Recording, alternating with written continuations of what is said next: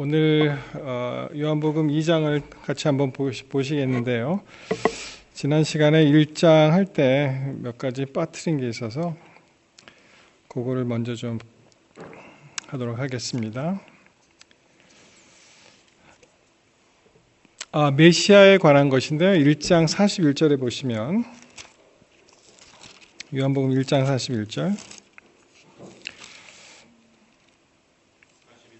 예. 그가 먼저 자기의 형제 시몬을 찾아 말하되 우리가 메시아를 만났다 하고, 메시아는 번역하면 그리스도라. 여러분, 메시아 그러면은 이렇게 딱 떠오르는 인상이 어떤 게 있으세요? 메시아 그러면은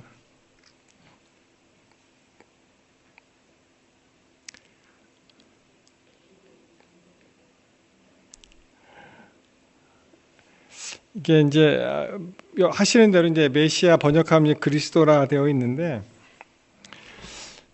여러분 보통 예수 그리스도 그렇게 얘기하잖아요. 예수 그리스도. 그래서 뭐 진짜로 그렇게 생각하지는 않았을 텐데 무슨 말이 있냐면은 예수님의 성이 그리스도인 줄 알았대요. last name이 예수 그리스도.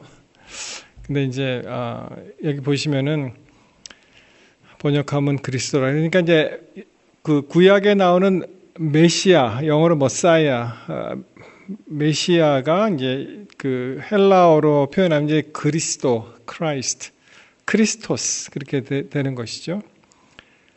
근데 그 뜻 자체는 뭐죠? 이게 메시아, 그리스도. 그 뜻 자체는 뭡니까? 네. 그래서 이제 메시아, 이 히브리어죠. 맨 처음에는 메시아 이렇게 되어 있는데, 이것이 우리 장로님 말씀하신 대로 기름 부음을 받은 자라는 뜻입니다. 이것이. 그러니까 메시아 그러면은 기름 부음을 받은 자. 그러니까 특별한 어떤 사명을 받고 이제 기름 부음을 받았다는 것이죠. 그래서 영어로 보시면은 anointed, 그 anointing service 있잖아요. anointing service. 우리 그 지난 수요일이었습니까? 우리 저기 윤순옥 장로님 대구로 이제 퇴원하셨잖아요, 장로님께서. 그래서 이제 대구로 방문을 해서 사실은 이제 어노인팅을 했어요, 사실은 우리도. 근데 이제 그게 이제 성경절에 나오는데, 그 미국 사람들은, 그러니까 우리 미국 교인들은 굉장히 좋아해요. 이 어노인팅 하는 게. 특별히 이제 아프신 분들을 위해서 이제 잘 낫게 할 수 있도록 이제 그 기름을 바르고, 그리고 이제 기도하고 장로님들 함께 하는 걸 많이 하는데, 우리 한국 교회에서는 아마도 조금 뭐 좀 그런 문화는 별로 없는 것 같더라고요.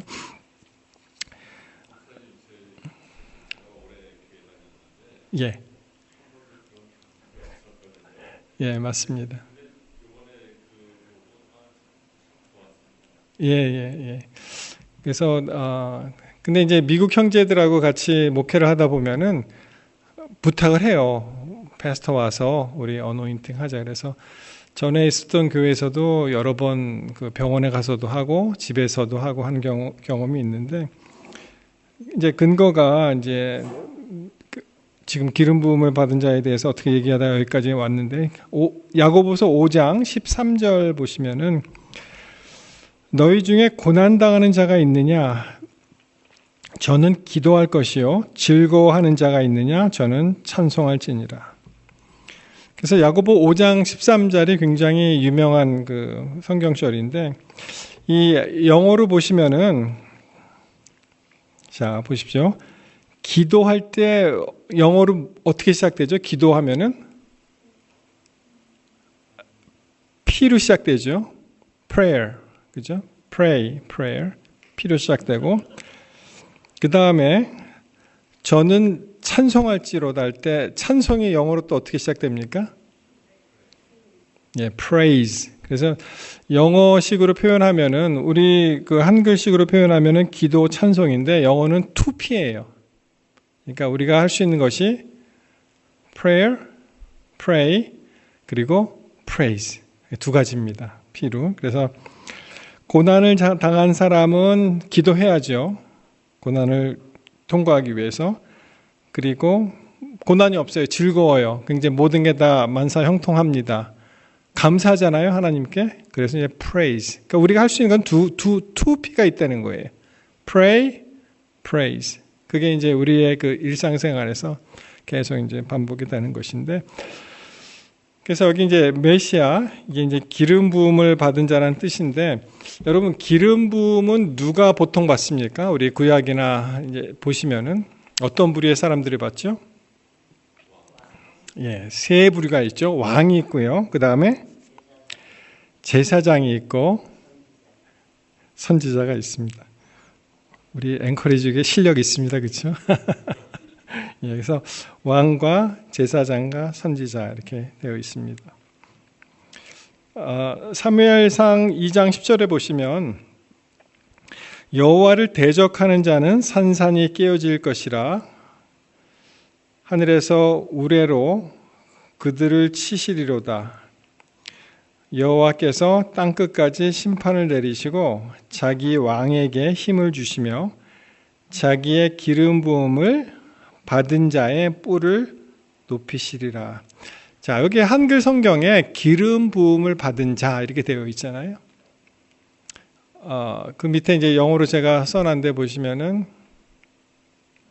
맨 끝에 보시면은 He's anointed 이렇게 되어 있죠. 요 단어 기름 부음을 받은 자, 요 단어 anointed 그게 이제 구약 성서의 원어로 써 있는 히브리어 성경을 보시면 이것이 메시아 이렇게 되어 있는 거예요. 메시아, 메시아 이렇게 되어 있습니다. 자, 사울 왕에 관한 건데요. 그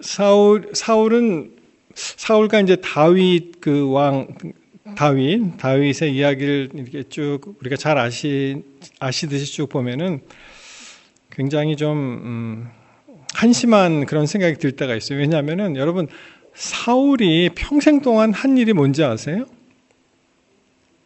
초대왕, 이스라엘 초대왕. 그가 죽어라고 한 것이 다윗의 뒷꽁무니를 쫓아다니는 거였어요. 죽이려고. 그죠? 근데 결정적인 순간에 다윗과 사울이 만났는데 다윗이 사울을 해하지 않습니다. 그 이유가 뭔지 아십니까? 내가 손을 들어 여호와의 기름 부음을 받은 자를 치는 것이 여호와께서 금하시나니 너는 그의 머리 곁에 있는 창과 물병만 가지고 가자. 여기도 영어로 보시면 The Lord's Anointed 이렇게 나오죠. 이게 정확하게 메시아 이렇게 나옵니다. 히브리어 성경에 보시면은. 그래서 종합을 해보면 이렇습니다. 기름 부음을 받은 자, 이 메시아의 일반적인 의미는 그대로 기름 부음을 받은 자가 되는데, 근데 이것이 결국은 특별한 의미로 장차 오실 궁극적인 구원자, 그러니까 기름 부음을 받은 자 중에서 예수님을 생각하고 우리를 영원히 구원하실 그 궁극적인 구원자, 그게 이제 메시아 예수님 그렇게 되는 것이죠. 그래서 이제 신약에 와서는 이제 예수님을 그러니까 신약에서 여기 그 요한에 나오는 메시아다 하면은 뭐 왕이나 제사장이나 뭐 선지자를 생각 안 하고 누구를 생각을 하는 거예요. 이제부터는 예수님, 우리를 영원히 구원해 줄 그 구원자이시다. 여러분, 그 굉장히 독특한 사람이 한 사람이 등장하는데요. 구약에 한번 퀴즈를 드려볼까요? 전에 얘기를 했는지 안 했는지 모르겠는데 이방인 중에 메시아라는 칭호를 받은 사람이 있었어요. 누군지 아시겠습니까? 예, 맞습니다. 고레스가 한 일이 뭐였어요? 바벨론, 그죠? 그 페르시아 유수 시절에 그 사람이 이제 칙령을 내려서 구원하는 일을 하잖아요. 그죠? 구원자의 역할을 합니다. 그래서 이야기가 이사야 45장 1절에 나오는데 놀랍죠. 여기 보시면은 여호와께서 그의 기름 부음을 받은 뭐라고요? 기름 부음을 받은 구원자. 이게 여기도 이제 히브리 성경을 보시면은 이게 그 단어가 나와요. 메시아 고레스라고 나옵니다.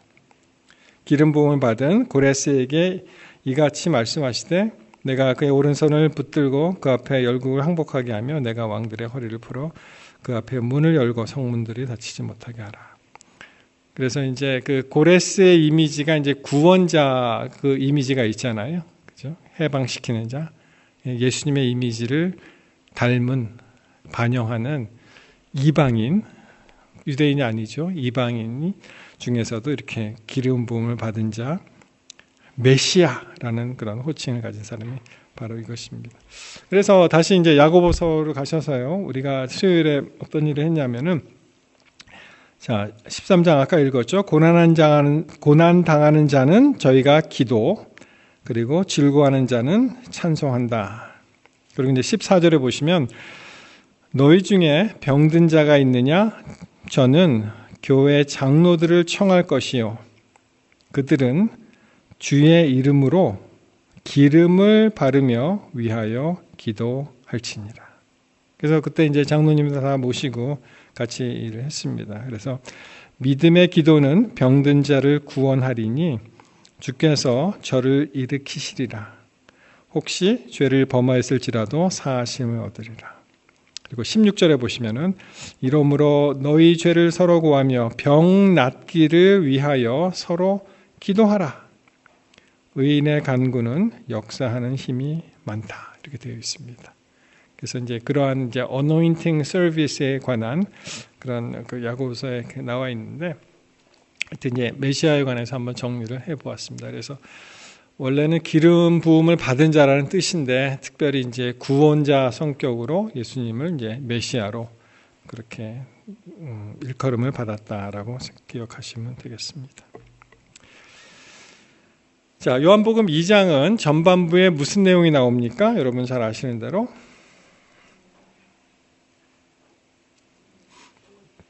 자, 이제 예수님의 이적에 관해서 이제 나오죠. 근데 예수님의 이게 첫 번째 이적 맞습니까? 맞아요? 맞는 것 같아요?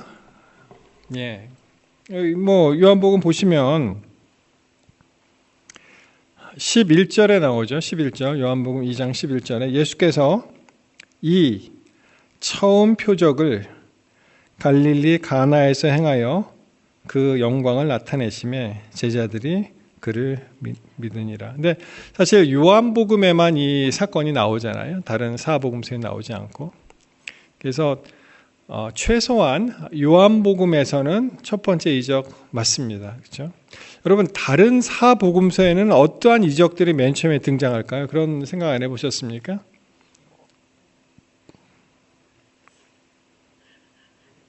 안 해보셨어요?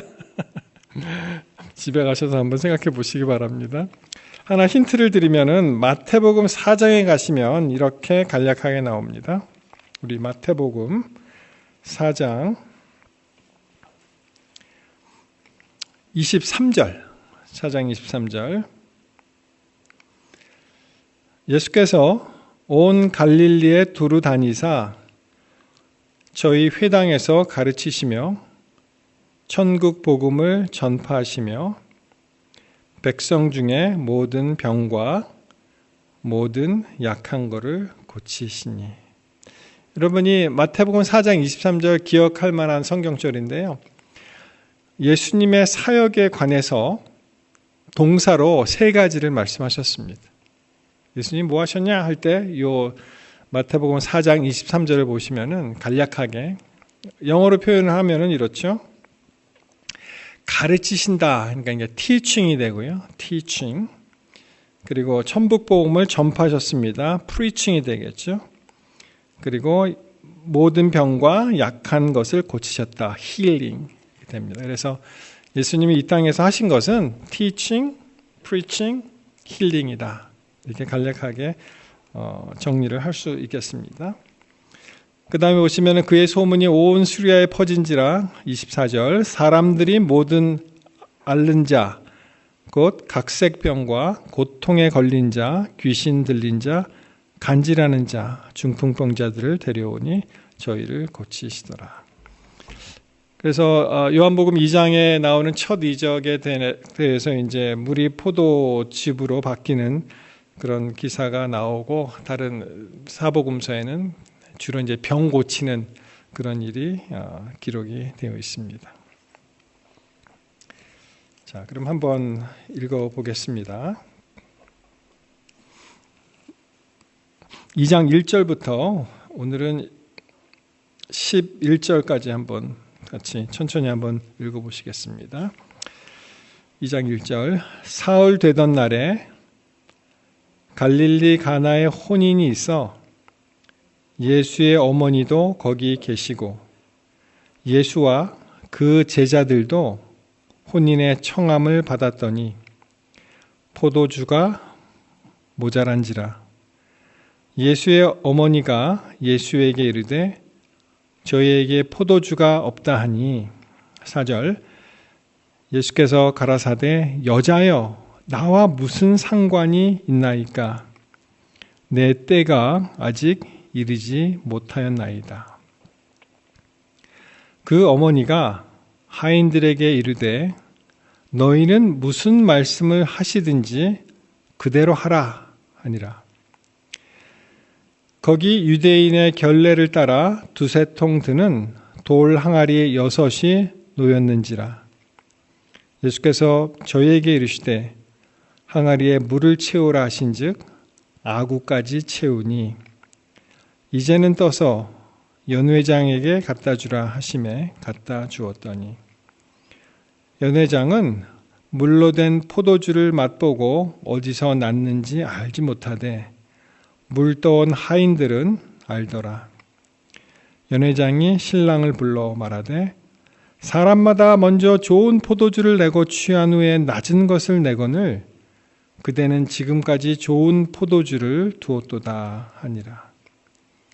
예수께서 이 처음 표적을 갈릴리 가나에서 행하여 그 영광을 나타내심에 제자들이 그를 믿으니라. 너무 잘 아시는 내용이죠. 자, 지난 시간에도 말씀드렸죠. 여기에 사흘 되던 날라고 나오는데 맨 처음에 이게 기준이 언제라고 말씀드렸죠? 언제부터 사흘 됐다는 얘기입니까?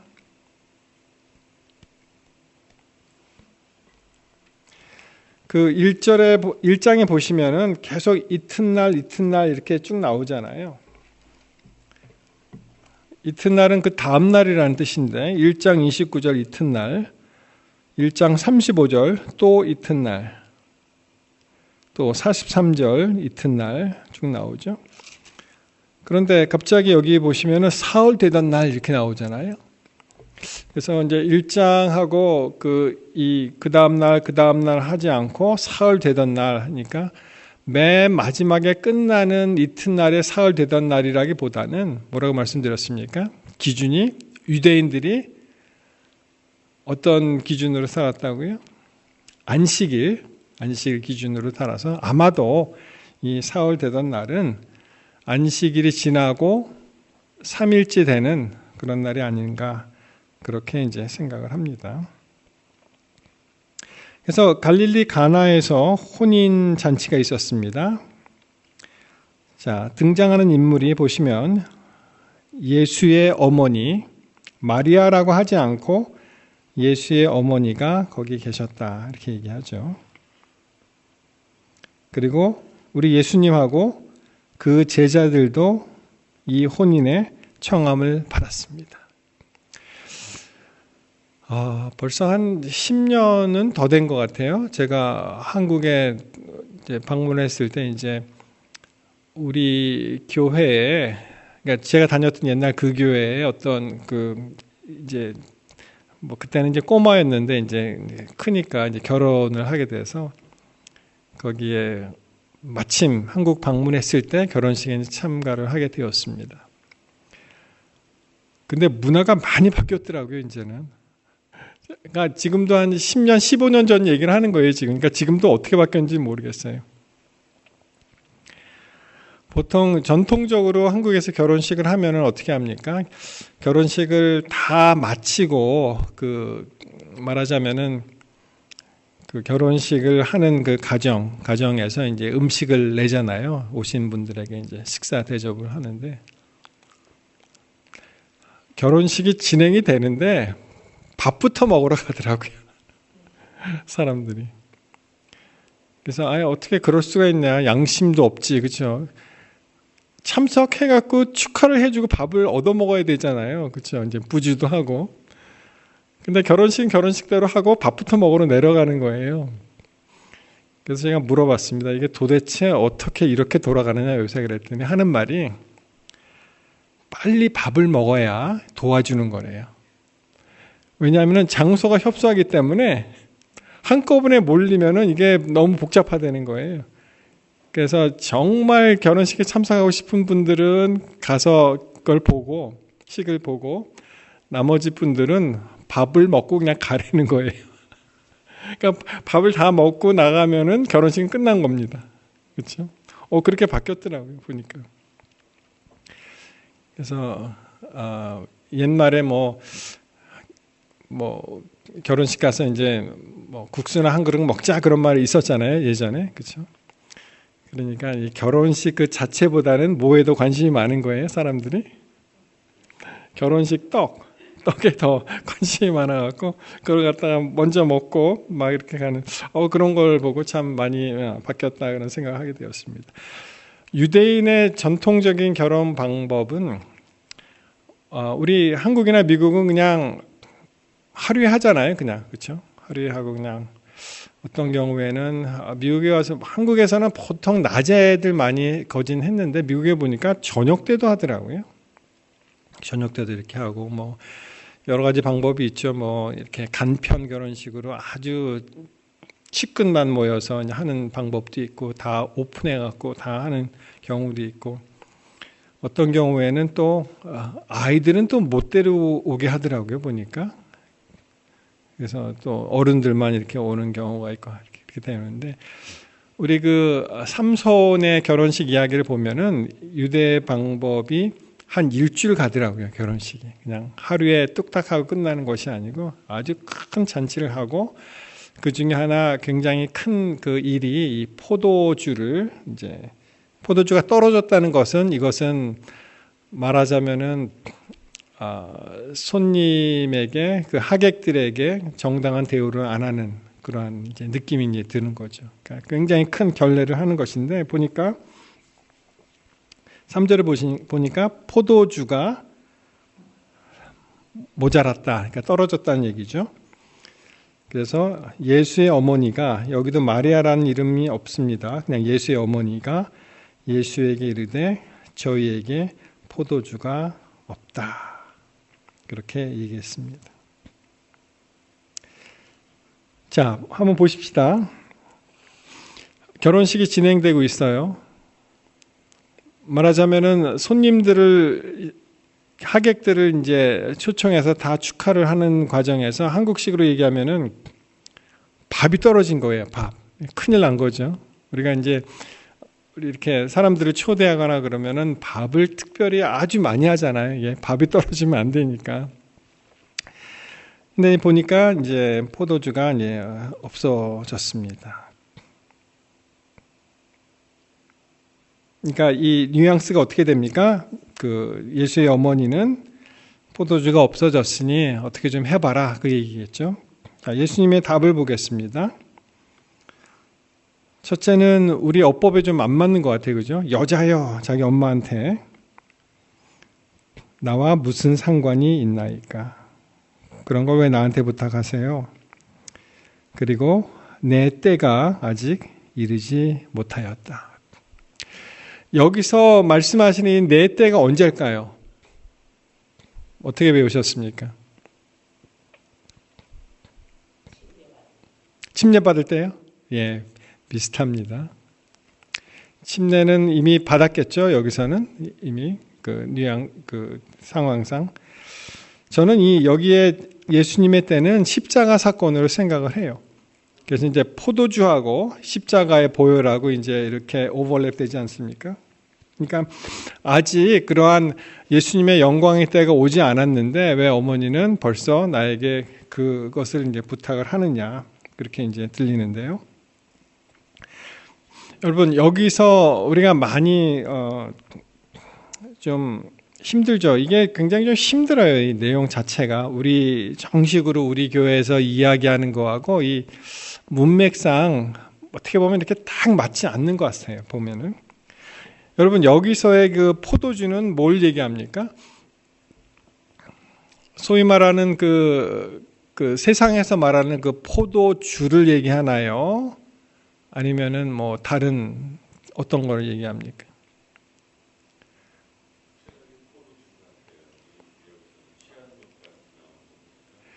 문맥상 보면은 취하는 포도주 같죠. 그죠? 근데 이게 뭐 예수님이 포도주를 만들으실 리는 없고 그것을 갖다 금지하신 분인데, 그래서 이제 굉장히 논란이 많은데, 여러분이 포도주라는 그런 뜻을 찾아보면은요, 이 오이노스라는 단어를 썼는데 이게 사실은 정확하지가 않아요. 그러니까 양쪽이 다 되는 거예요. 이게 발효가 된 포도주일 수도 있고 아니면은 그냥 포도나무의 산물, 포도즙일 수도 있습니다. 이것이 꼭 이게 여기 그 오이노스, 그래서 naturally fermented juice of grapes, 자연적으로 포도 주스인데 발효가 된 거, 그러니까 와인이란 얘기죠. 근데 이제 그 와인이라는, 우리 영어에서도 그 와인이라는 말 뜻 자체가 상당히 포괄적입니다. 사실은 그냥 와인 할 때, 그러니까 예를 들어서 우리는 성만찬 예식을 할 때 포도주와 떡 이렇게 할 때 포도주를 포도즙으로 이제 생각을 하잖아요. 그러니까 이 와인도 그 두 번째 보시면 new wine, 새로운 포도주인데 newly pressed juice of grape. 그러니까 뭐예요? 아주 새로 포도를 짜서, 포도 열매를 짜서 만든 주스도 되고요. 근데 possibly, 아마도 가능하기에는 막 발효가 시작될 그때 그 포도주 또는 포도즙일 수도 있다.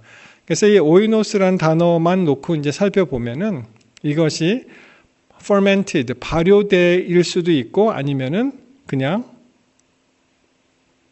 포도 열매의 산물일 수도 있습니다. 근데 사실 우리 재림교회는 이 교통 정리가 사실은 확실히 돼요. 왜냐하면 시대의 소망이라는 책을 보면은 확실하게 나와 있기 때문에. 근데 이거는 그 어드벤티스트 커뮤니티에서 해당되는 이야기지, 이 이야기를 다른 사람하고 얘기하면 Hello, what are you talking about? 이렇게 나옵니다. 그렇잖아요. 우리만 시대의 소망이라는 책을 믿고 거기에 따르지, 다른 우리 개신교, 기독교 다른 교회 다니는 분들에게 시대의 소망이 그렇게 나와 있다 그러면 그게 무슨 소용이 있겠어요? 그렇지 않습니까? 이게 제 기억으로 소망 149페이지에 있는 것 같은데요. 자, 보십시오. The wine, 그러니까 포도주로 제가 번역을 하겠습니다. 포도주, 예수께서 그 잔치에 제공하셨던 그 포도주. 근데 그 포도주가 어떤 거냐면은 that which he gave to the disciples as a symbol of his own blood. 그의 순수한 피를 상징하는, 그래서 제자들에게 준 그 포도주는 was the, 뭐라고 되어 있어요? pure juice of the grape. 이렇게 되어 있습니다. 그러니까 뭐예요? 아주 순수한 포도 주스다. 포도즙이다. 그러니까 시대의 소망에서 교통정리는 이게 포도 이렇게 막 취하고 그런 게 아니고 순수한 포도즙이다. 이렇게 나오는 거죠. 예, 그래서 뭐 우리 재림교회에서는 이 시대의 소망이라는 책을 보면은 뭐 확실하게 교통 정리가 되는 거죠. 아, 이것은 포도즙이다. period. 예, 끝. 이렇게 되는데 이것을 밖으로 가지고 나갈 수가 없는 거예요. 아, 시대의 소망이 그렇게 써 있어. What are you talking about? 그러면 뭐 우리가 할 말이 없잖아요. 근데 예수님의 피를 상징하기 때문에 사실 우리가 상식적으로 생각해 보았을 때도 이것은 그 발효된 건 아니죠. 그렇죠? 자, 다시요.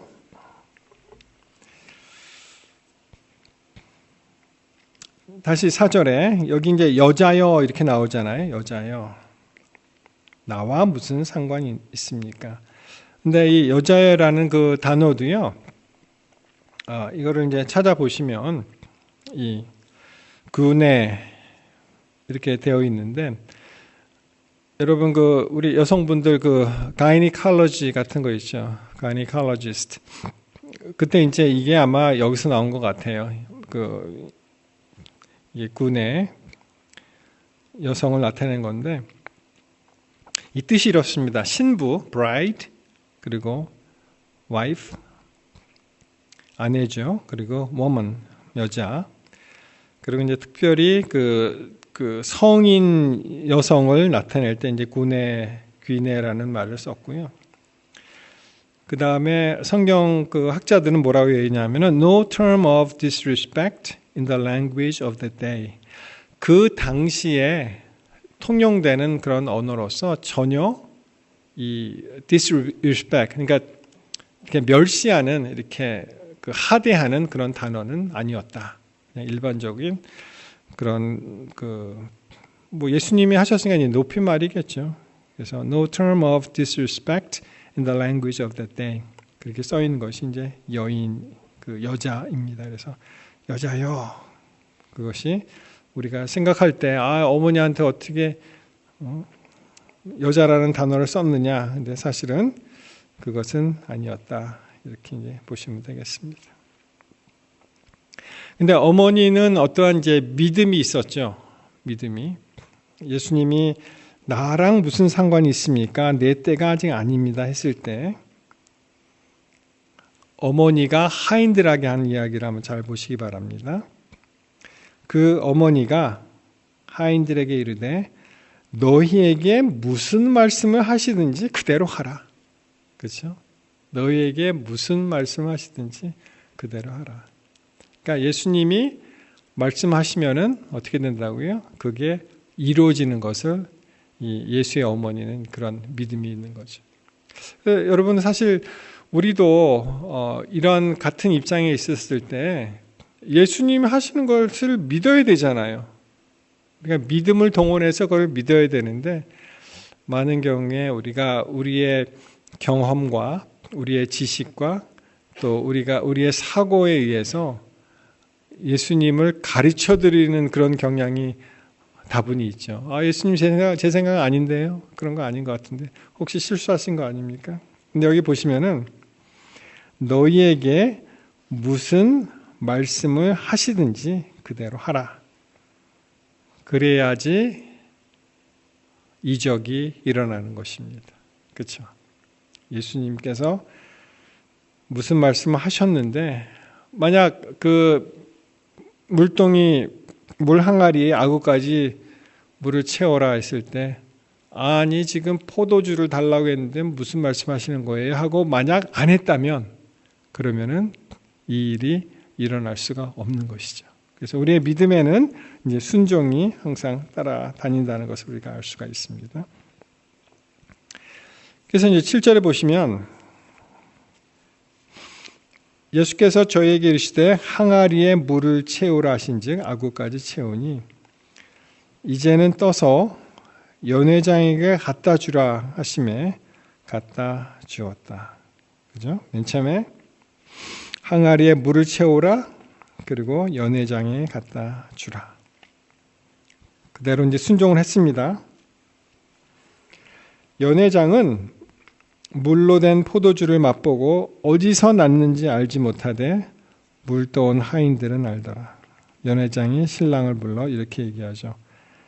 아니 보통 사람들이 맨 처음에는 좋은 포도주를 내거든. 그러면 맨 처음에 이제 제정신이 말짱했을 때 굉장히 이제 좋단 말이에요. 그 다음에 이제 좀 맛이 갔을 때 어떻게 됐습니까? 취한 후에 낮은 것을 내거든 그대는 지금까지 좋은 포도주를 두었도다.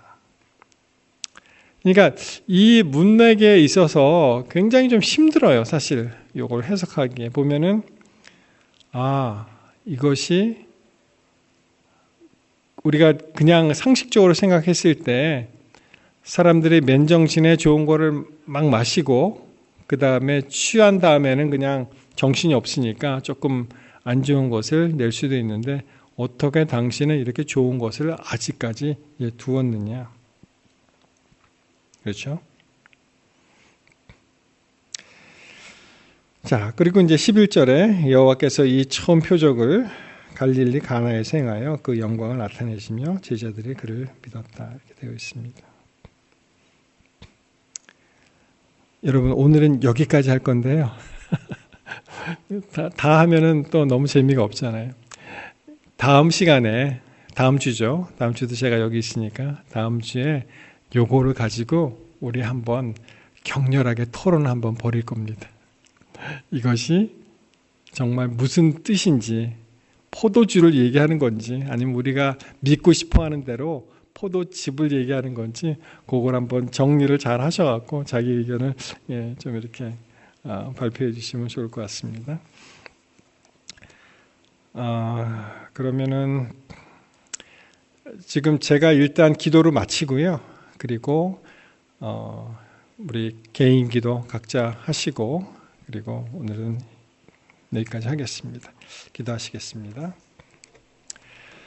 하나님 주의 은혜를 다시 한번 감사합니다. 지금 정말 해가 많이 길어지는 것 같습니다. 우리의 마음속에도 이 어둠의 그늘을 제하여 주시고 주의 그 의의 태양이신 주님을 우리의 마음속에 모심으로 우리의 모든 불안과 걱정과 근심과 염려를 다 제하여 버리고 주 안에서 행복하게 그리고 기쁘게 하루하루를 살 수 있도록 주님 도와주시옵소서. 아버지 하나님, 오늘 예수님에 관한 또 기적, 이적에 관해서 한번 생각해 보았습니다. 우리에게 믿음의 시련이 올 때 주께서 우리를 도우사 믿음으로 이 모든 것을 극복하고 또 순종하는 그런 생을 이어갈 수 있도록 주님 도와주시옵소서. 특별히 몸이 많이 약해지셨지만 또 많이 회복되신 우리 윤순옥 장로님 주께서 기억하여 주시고 또 완전히 회복시켜 주셔서 다시 성전에서 우리가 함께 예배할 수 있도록 주님 도와주시옵소서.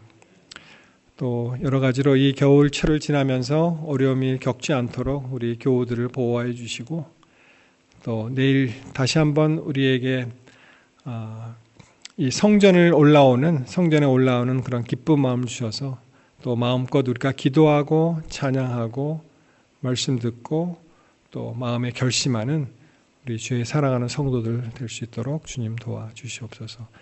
우리의 각 가정을 보살펴 주시고 그들의 모든 기도 제목과 그들의 마음속의 소원을 주께서 들어주시고 그 일이 조속한 시일 내에 이루어지며 또 그 기쁨으로 주님께 영광이요 우리 모두가 함께 기쁨으로 맞이할 수 있도록 주님 도와주시옵소서. 일일이 구하지 못한 모든 기도 제목도 주님께 드립니다. 또 옆에서 지금 같이 성경 공부하고 있는 우리 자라나는 세대들을 위해서 기도합니다. 그들의 계획 속에 주님 크신 계획에 함께 하셔서 어렸을 때부터 주님을 알고 배우고 기뻐하는 우리 자녀들 될 수 있도록 주님 도와주시옵소서. 모든 말씀을 예수님 이름으로 간절히 기도합니다. 아멘.